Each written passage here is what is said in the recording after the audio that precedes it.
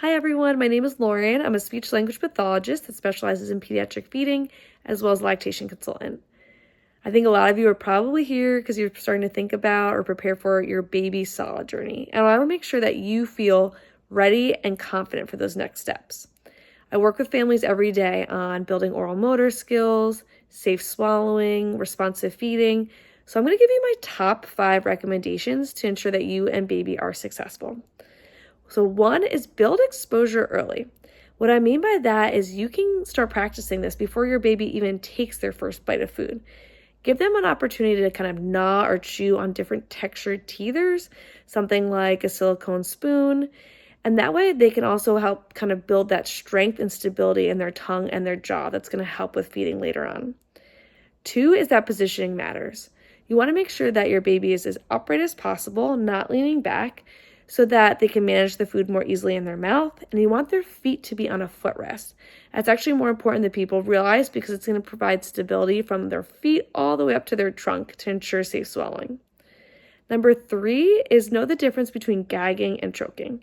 So gagging is actually a really helpful reflex. With gagging, you're going to hear some audible sound like the gag itself or some coughing, and you'll probably see some red or watery eyes. That's okay because it's the baby learning where food can go in their mouth, and it's ensuring that they're not going to choke, so the gag is protecting them. Choking is going to be silent, so if you hear silence, then you want to have immediate intervention. And I always tell parents, if you're worried about this, make sure you take something like an infant CPR class before, and then that way you can feel confident for any situation that arises. 4 is provide opportunities with different food textures. So you can offer your baby mashed solids, grated or shredded textures, hard resistive foods that don't break when they gnaw on them. All of these are going to be really good for building their oral motor skills and also their sensory development. And that will hopefully help prevent picky eating later on, which I know a lot of parents worry about. And finally, number 5 is responsive feeding. Let your baby lead. So you want to make sure that your baby's engaged throughout the meal. Are they kind of looking at the food, reaching for it, keeping their mouth open? Then keep going.